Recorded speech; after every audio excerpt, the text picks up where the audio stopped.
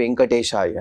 అఖిలాండ కోటి బ్రహ్మాండ నాయకుడైన శ్రీ శ్రీనివాస పరబ్రహ్మ యొక్క దివ్యానుగ్రహ విశేషం చేత తిరుమల తిరుపతి దేవస్థానం వారు అనేక ధార్మిక కార్యక్రమాలు నిర్వహిస్తున్నారు. అందులో భాగంగా ప్రతిరోజు మనం శ్రీమన్ మహాభారత అంతర్గత అరణ్య పర్వలోని నివాత కవచ యుద్ధ పర్వ అనే అనుపర్వలోని విశేషాలను యథాశక్తి తెలుసుకునే ప్రయత్నం చేస్తున్నాం. ఈనాటి ప్రవచనాన్ని మనం మంగళ పద్యాన్ని పలుకుతూ ప్రారంభించుకుందాం. నారాయణం నమస్కృత్య నరం చైవ నరోత్తమం దేవీం సరస్వతీం వ్యాసం తతో జయముదీరయేత్. శ్రీ గురుభ్యో నమః. హరి ఓం.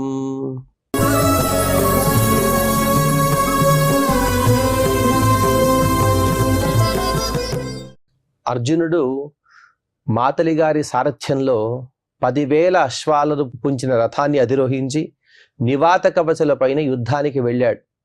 తను చెప్పాడు, ఆ నగరం ఎంత సుందరంగా ఉంది అంటే పైన అనగా ఆకాశ మార్గంలో ఉండగానే తేటగా ఉండేటువంటి నీరు కలిగిన సముద్ర అడుగు భాగంలో స్పష్టంగా కనబడుతుంది.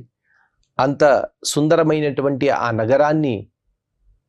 ఆ నగరం పైన దండెత్తుతూ అర్జునుడు యుద్ధానికి వెళ్ళాడు. యుద్ధానికి వెళ్ళిన తర్వాత వారందరూ కూడా సాధారణమైనటువంటి యుద్ధంలో ఓడిపోయారు. ఇక మాయా యుద్ధాన్ని ప్రారంభించారు. ప్రత్యేకంగా చేసి చివరికి మూకుమ్మడిగా దాడి చేస్తూ ఒకేసారి రాళ్ల వర్షాన్ని, అగ్ని యొక్క వర్షాన్ని, అలాగే నీటి యొక్క ధారలను కూడా కురిపిస్తూ ఉన్నారు. ఆ నీటి ధారలు ఎంతగా ఉన్నాయంటే ప్రళయమే సంభవిస్తుందో ఏమో అన్నంతగా.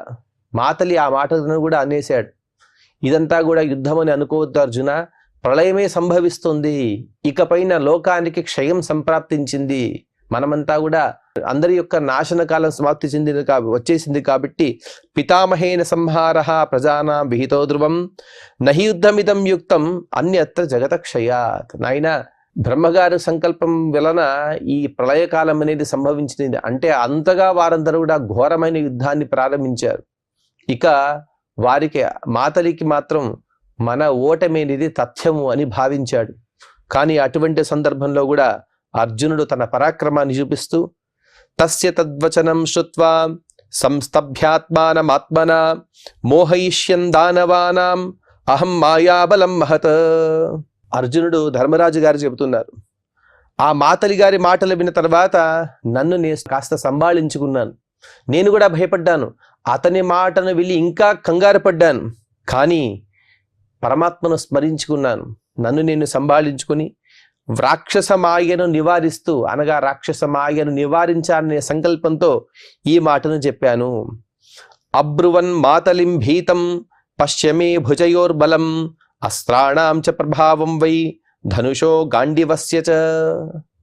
మాతలి, నా చేతిలో గాంధీవ ధనస్సు ఉన్నది, అలాగే సాక్షాత్తుగా దేవేంద్రుని యొక్క అలాగే యమధర్మరాజు ఇత్యాది దేవతల యొక్క ప్రసాదం చేత అనేక అస్త్రాలను పొందాను. పూర్వం మహేంద్రుల వారు కూడా చెప్పారు, దాదాపుగా 15 అస్త్రాలు నీవు పొందావని చెప్పావు కాబట్టి అటువంటి దివ్యమైన అస్త్రాన్ని పొందాను. నా భుజబలాన్ని చూడు, నా అస్త్ర విద్యా కౌశల్యాన్ని చూడు, నా గాంధీవం యొక్క బలాన్ని కూడా చూస్తూ ఉండు అని చెప్పాను. అద్యాస్త్రమాయాయేతేషాం మాయామేతాం సుదారుణాం వినిహన్మి తమశ్చోగ్రం మాభై సూత స్థిరో భవ.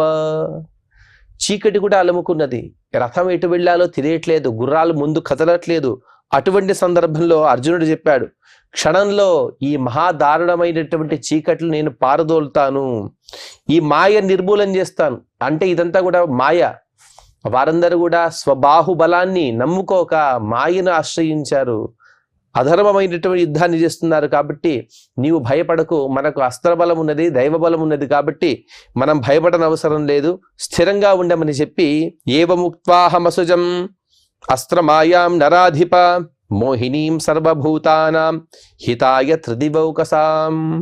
అర్జునుడు ఇక్కడ తన యుద్ధానికి వచ్చిన దేవతల హితం కోసం, దేవతలకు మంచి చేకూర్చాలని వచ్చాను కాబట్టి నేను మాతలికి ఆశ్వాసాన్ని ఇస్తూ అతన్ని కాస్త ధైర్యాన్ని కూడా నూరిపోస్తూ దేవతల యొక్క హితం కోసం అస్త్ర సంబంధి అయినటువంటి ఒక మాయను నేను కూడా సృష్టించాను.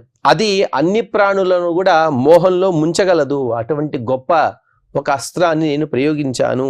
పీడ్యమానాసు మాయాసు తాసు తాస్వసురోత్తమాః పునర్బహువిధా మాయాః ప్రాకుర్వన్ అమితౌజసః. అర్జునుడు ఇప్పుడు తను ప్రయోగించిన అస్త్రం ఏమిటి అంటే మోహనాస్త్రము.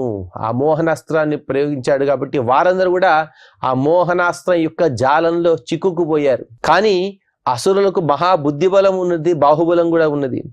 వారందరూ కూడా ఎప్పుడైతే అర్జునుడు మోహనాస్త్రాన్ని ప్రయోగించాడో వారి మాయలన్నీ కూడా పటాపంచలైపోయాయి. అనగా ఇంతవరకు వాళ్ళు కురిపించిన రాళ్ళు కానీ, అగ్ని కానీ, అలాగే నీళ్లు కానీ ఏవి కూడా కనిపించడం లేదు, అన్ని మాయమైపోయాయి.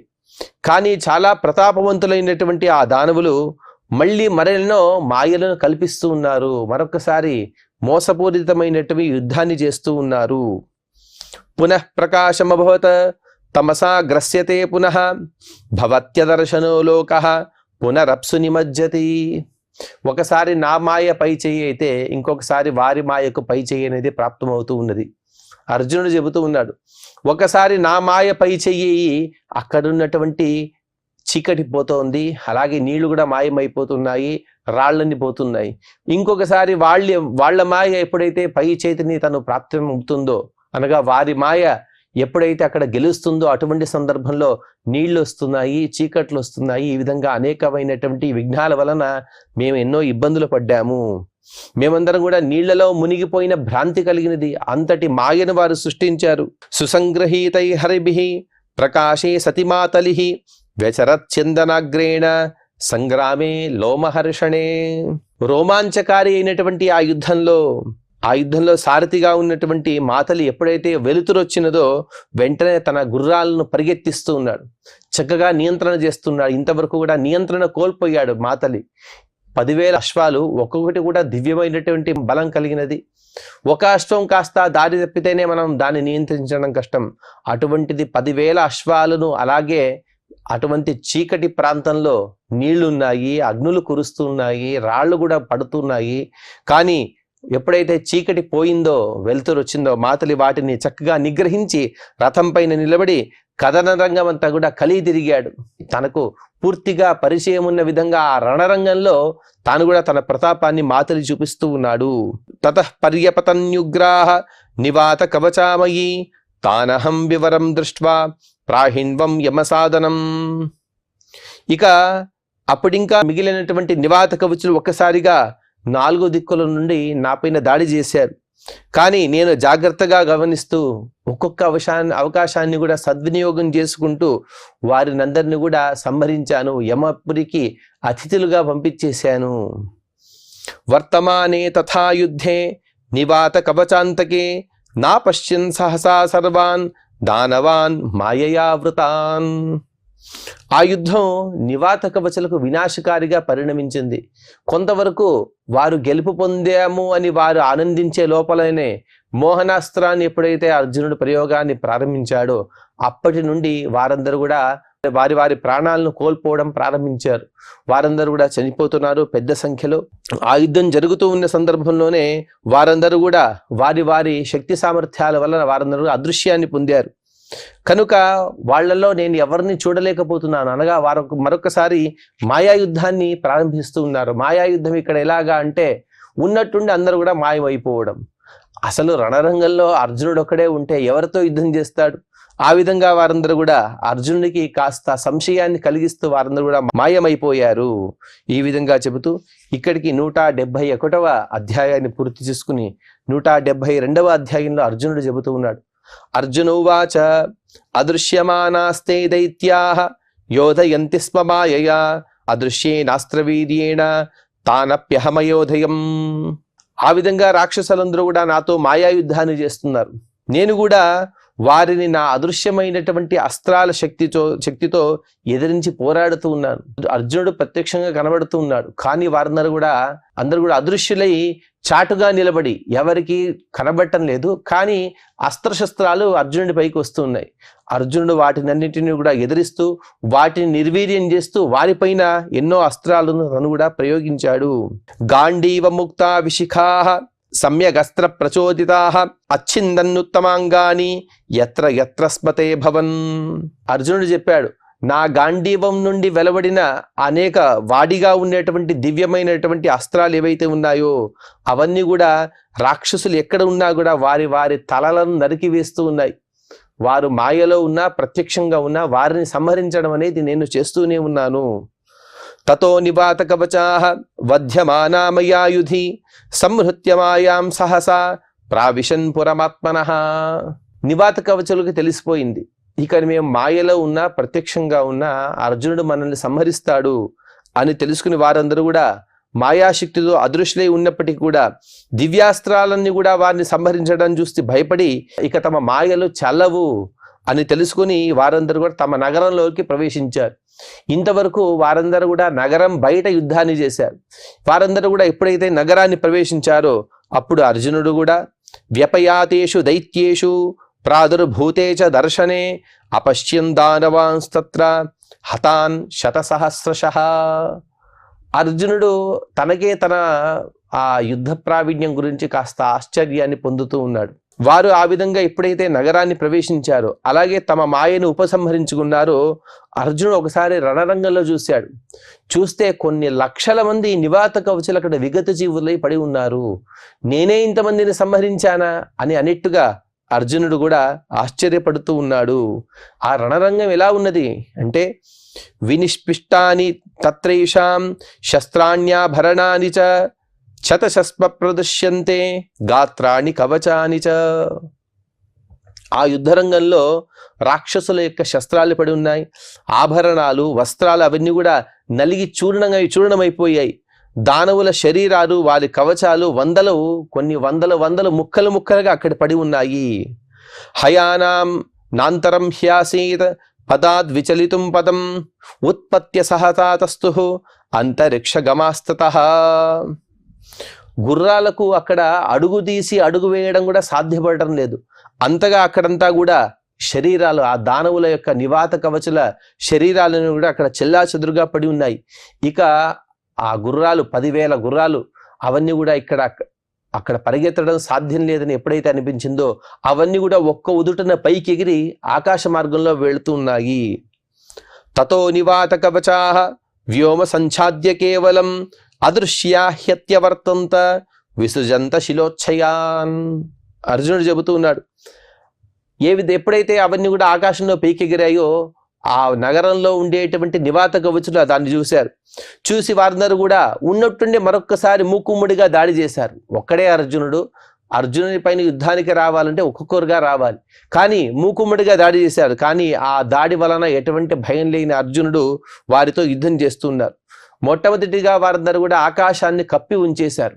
అసలు ఆకాశమే లేదా అన్నట్టుగా వారు ఆకాశమంతా కూడా వ్యాపించి అనేక రాళ్ల వర్షాన్ని కురిపిస్తూ ఉన్నారు, అది కూడా అదృశ్య రూపంలో. అంతర్భూమిగతాశ్చాన్యే హయానాం చరణాన్యథ వ్యగృణ్ణన్ దానవా ఘోరాః రథచక్రే చ భారత. ఇక కాస్త దూరం వెళ్ళిన తర్వాత అర్జున రథం కిందికి దిగినది, ఎక్కడైతే స్థలం ఉన్నదో అక్కడ. అప్పుడు పైన ఉన్న వారితో అర్జునుడు యుద్ధం చేస్తున్నాడు. రథం వేగంగా పరిగెత్తుతూ ఉన్నది.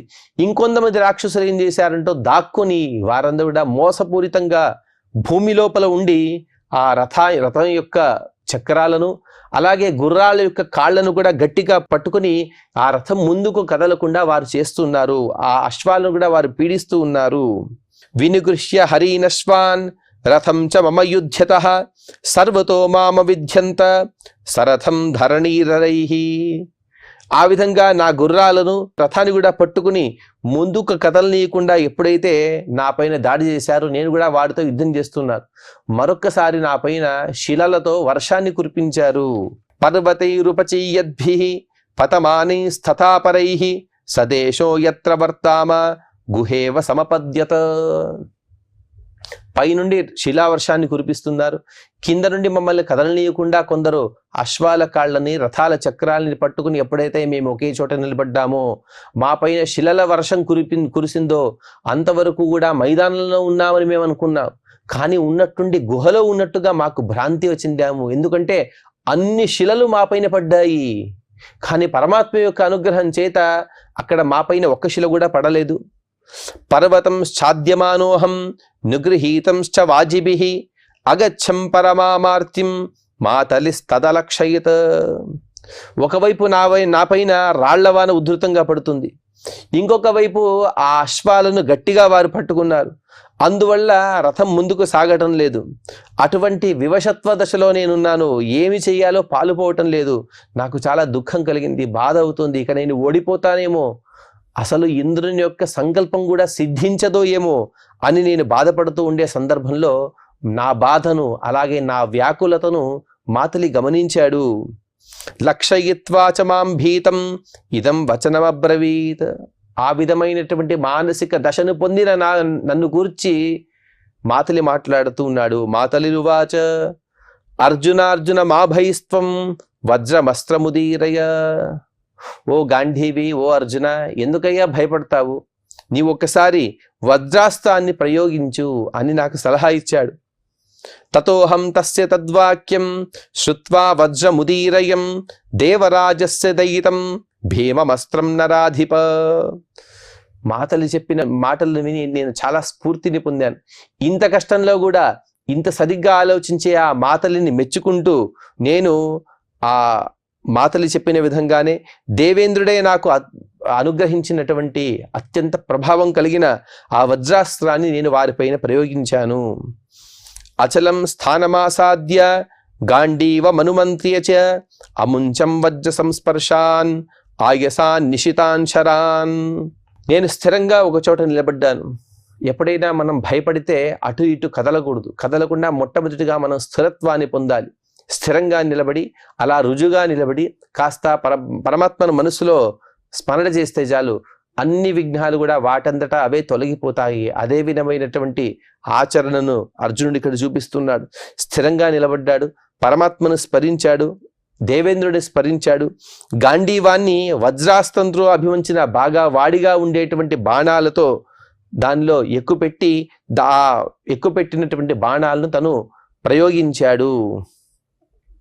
తతో మాయాశ్చతా సర్వాః నివాత కవతాంశ్చతాన్ తే వజ్ర చోదితా బాణా వజ్రభూతా సమావిశన్. ఆ వజ్రాస్త్రం ద్వారా ప్రేతాలు పంపబడినటువంటి ఆ బాణాలు అవన్నీ కూడా రాక్షసుల మాయలన్నిటిని కూడా పటాపంచలు చేశాయి. అలాగే వారి వారి శరీరాల్లో అవన్నీ కూడా గుచ్చుకుంటూ ఉన్నాయి. సామాన్యమైన బాణాల యొక్క అవి గుచ్చుకుంటేనే ఎంతో బాధపడుతూ ఉంటాం. కానీ వజ్రాయుధాలు అవన్నీ కూడా గుచ్చుకునేటప్పటికీ వారందరూ కూడా మరణిస్తూ ఉన్నారు. వారిలో చాలా మంది మరణించారు, ఇంకొందరు గాయపడ్డారు. తే వజ్రవేగ విహితాః దానవాః పర్వతోపమాః ఇతరేతరమాశ్లిష్య న్యపతన్ పృథివీతలే. వారందరూ కూడా ఆకాశంలో ఉండి చాలా మంది యుద్ధం చేస్తున్నారు. మొట్టమొదటిగా నేను అర్జునుడు చెబుతూ ఉన్నాడు, మొట్టమొదటిగా ఆకాశ మార్గంలో ఉన్న వారిపైన నేను వజ్రాస్త్రాన్ని ప్రయోగించాను. ఆ వజ్ర సమానం కలిగిన ఆ బాణాలు వాటి వేగాల వలన వారికి దెబ్బలు తగిలి వారందరూ కూడా పైనుండి కింద పడుతూ ఉన్నారు. ఒకరొకరు సామాన్యుల పర్వతోపమాహ, పర్వతం లాంటి పెద్ద పెద్ద కాయాన్ని పొందినవారు, శరీరాన్ని పొందినవారు. వారందరూ కూడా పడుతూ ఒకరిపైన ఒకరు అలా కౌగిలించుకుంటూ కింద పడుతూ ఉన్నారు. అంతర్భూమోచయే గృహన్ దానవా రథవాజినః అనుప్రవిశ్యతాన్ బాణాః ప్రాహిణ్వన్ యమసాధనం.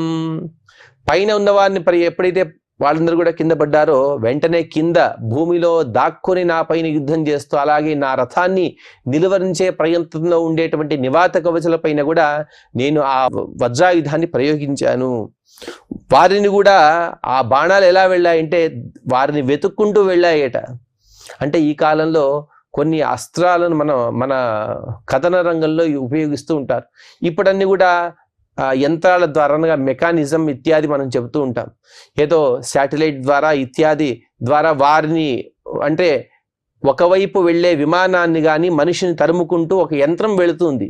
కానీ ఇవన్నీ కూడా దేవతా ప్రేరితాలు. అంటే ఇప్పుడు మనం ఏదైతే టెక్నాలజీ మనం వాడుతున్నామో అది పూర్వకాలంలో ఉండేది.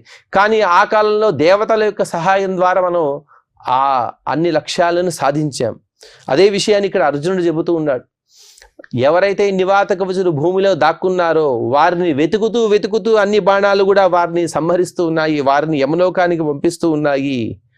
హతైర్ నివాత కవచైః నిరస్తైః పర్వతోపమైః సమాచ్ఛాద్యత దేశస్సః వికీర్ణైరివ పర్వతః. ఆ రణరంగం అంతా కూడా దానవుల కళేబరాలతో నిండిపోయినది. ఆ ప్రదేశం చూస్తే ఎలా అనిపిస్తుందంటే కొండలన్నీ కూడా చెల్లాచెదురుగా పడిపోయాయని అనిపిస్తుంది. అంటే అందరూ కూడా అంత పెద్ద పెద్ద శరీరాన్ని పొందిన వారందరూ కూడా మరణించారు. నహయానాం క్షతి కాచిత న రథస్య నమాతలేహ మమ చాదృశ్యత తదా తదద్భుతమివాభవత్. కానీ అర్జునుడు చెబుతూ ఉన్నాడు, అటువంటి ఘోరమైన యుద్ధం, అందులో కూడా 3 కోట్ల నివాత కవచులు, అందరికి కూడా అనుపమైనటువంటి బలాన్ని పొందినవారు, అందరూ కూడా సమానమైన బలాన్ని పొందినవారు, అందరూ మాయా యుద్ధాన్ని చేసిన వారే. అటువంటి వారితో యుద్ధం చేసిన నా గుర్రాలకు కానీ, నా రథానికి కానీ, నా సారథి అయినటువంటి మాతలికి కానీ ఏ కొంత నష్టం కూడా వాటిల్లలేదు. మేమందరం కూడా పరమాత్మ యొక్క అనుగ్రహంతో సుఖంగా ఉన్నాము. నాకైతే చిన్న దెబ్బ కూడా తగలేదు. ఏదో కాస్త అలా అనిపించింది, కాస్త భయపడ్డాను, కానీ పరమాత్మ యొక్క అనుగ్రహంతో మేము ఆ యుద్ధంలో అలా గెలిచాము, గెలుపుని పొందాము. అదంతా కూడా ఒక అద్భుతంగా అనిపిస్తూ ఉన్నది. తతో మాం ప్రహసన్ రాజన్ మాతలిహి ప్రత్యభాషత నైతదర్జున దేవేషు త్వయి వీర్యం యదీక్షతే. అప్పుడు మాతలి చెబుతున్నాడు, సంతోషంగా గట్టిగా నవ్వుతూ అన్నాడు, నాయనా ఓ అర్జున, ఇటువంటి పరాక్రమాన్ని నేను దేవతల్లో కూడా చూడలేదు. దేవతల్లో కూడా చూడని గొప్ప పరాక్రమాన్ని నీవు పొందావు. హతేష్వశుర సంఘేషు దారాస్తేషాం తు సర్వశః ప్రాక్రోశన్నగరే తస్మిన్ యథా శరది సారసాహ. రాక్షసులందరూ కూడా హతులయ్యారు. వారి పట్టణంలో ఉండేటువంటి స్త్రీలందరూ కూడా బయటికి వచ్చి వారి వారి భర్తల శరీరాన్ని దగ్గర పెట్టుకుని వారందరూ కూడా రోదిస్తూ ఉన్నారు. ఎలా ఉన్నది అంటే, శరత్కాలంలో హంసపక్షులన్నీ కూడా బయటికి వచ్చి రోదిస్తూ ఉంటే ఎలా అయితే ఉంటుందో అలా కనబడుతుంది ఆ దృశ్యమంతా కూడా. తతో మాతలినా సార్ధం అహం తత్పురమభ్యయాం త్రాసయన్ రథ ఘోషేణ నివాత కవచ స్త్రియః. అర్జునుడు చెప్పాడు, ఆ సందర్భంలో వారందరూ కూడా అలా రోధిస్తూనే సందర్భంలో నేను మాతలితో కలిసి రథాన్ని గట్టిగా శబ్దం చేస్తూ ఆ దైత్యుల స్త్రీల మధ్యలో నేను ఆ రథాన్ని పరిగెత్తిచ్చాను. వారందరూ కూడా భయపడుతూ వారందరూ ఆ నగరం లోపలికి ప్రవేశించారు. తాన్ దృష్ట్వా దశ సాహస్రాన్ మయూర సదృశాన్ హయాన్ రథం చరవి సంకాశన్ ప్రాద్రవన్ గణశస్త్రియః. ఆ నివాత కవచుల స్త్రీలందరూ కూడా ఈ రథాన్ని, అర్జునుడిని, మాతలిని చూశారు. 10,000 అశ్వాలు, అవన్నీ కూడా నెమళ్లలాగా కనబడుతున్నాయి. అనగా అటువంటి కాంతిని కలిగి ఉన్నాయి. గొప్ప సూర్యుని వలె ప్రకాశించే రథము మాతలి గారు, అలాగే అర్జునుడు. వీరిని చూసి వారందరూ కూడా భయపడి చెల్లాచెదురి పారిపోయారు. తాభిరాభరణై శబ్దః త్రాసితాభి సమీరితః శిలానామివ శైలేషు పతంతి నామభూత్తదా. అర్జునుడు చెబుతున్నాడు, వారందరూ కూడా అలా పరిగెత్తుంటే గొప్ప శబ్దం కూడా వినపడుతుంది. ఎందుకు అని చూస్తే వారందరూ కూడా అన్ని ఆభరణాలు ధరించారట. ఎన్ని ఆభరణాలు ధరిస్తే గాని అంత శబ్దం రాదు.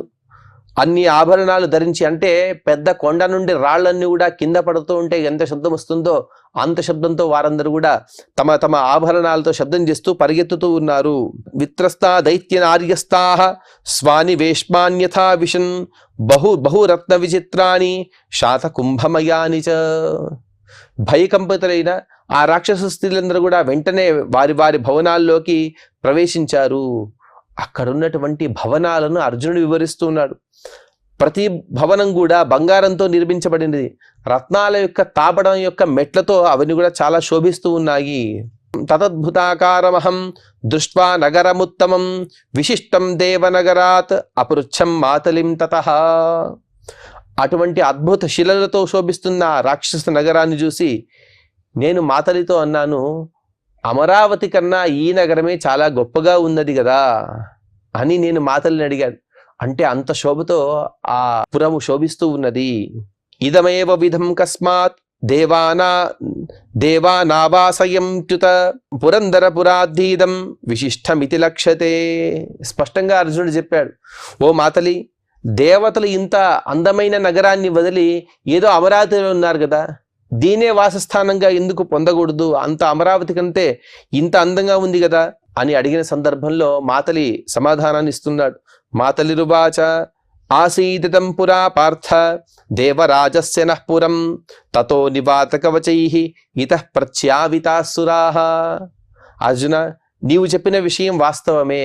ఒకప్పుడు ఈ నగరం కూడా మాదే, దేవతలం కూడా ఇక్కడే ఉండేవాళ్ళం. మా దేవతల ప్రభువైనటువంటి ఇంద్రుడు కూడా ఇక్కడే ఉండేవాడు. కానీ ఈ నివాత కవచులు వారందరూ కూడా మాతో యుద్ధాన్ని చేసి వారు ఈ పురాన్ని ఆక్రమించుకున్నారు.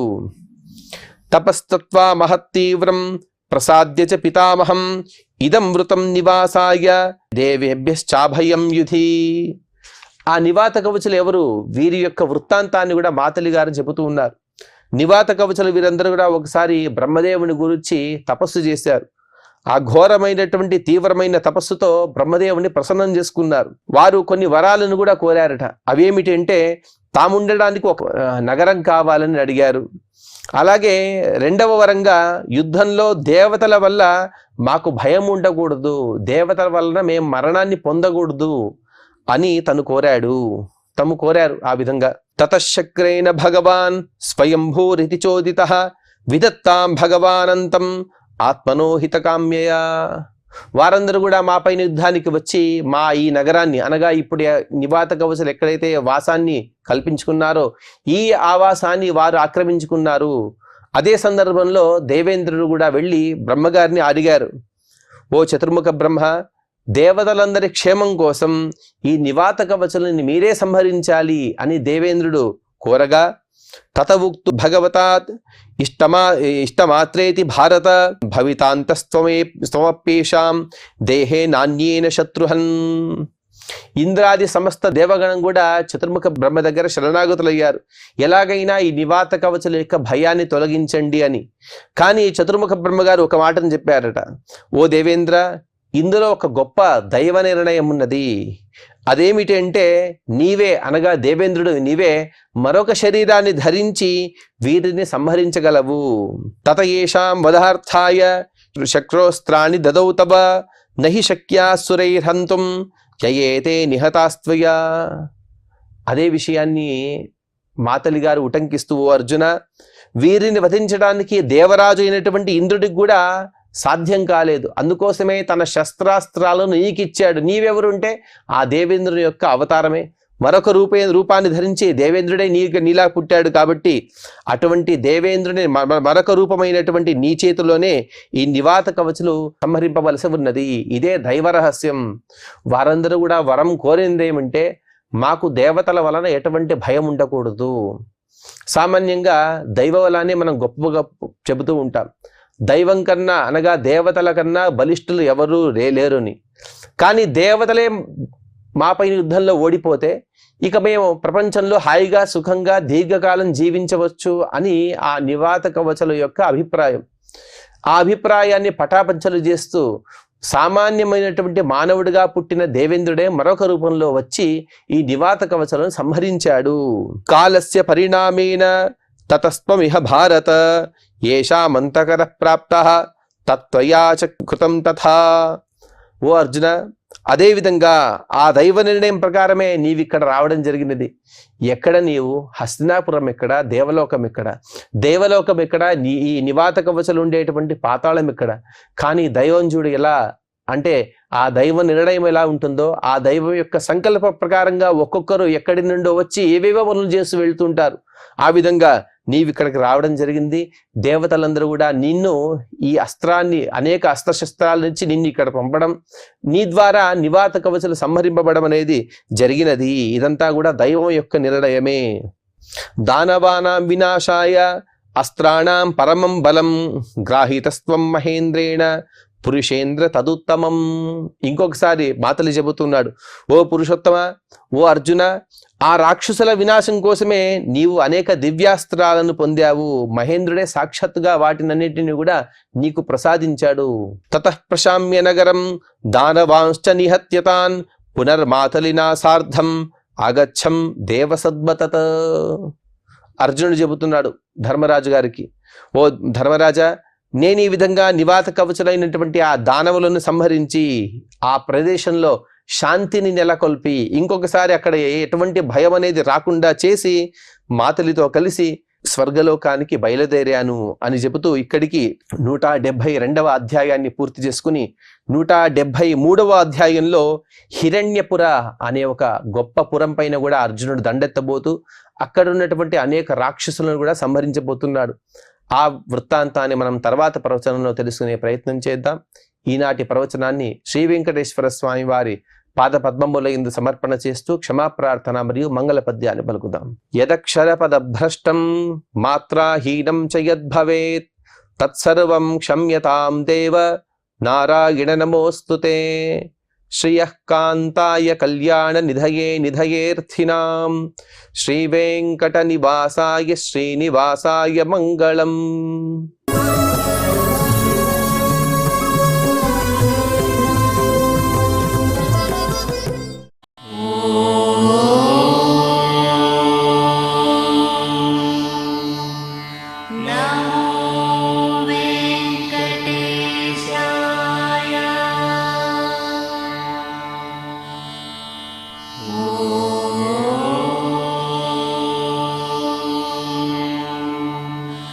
Now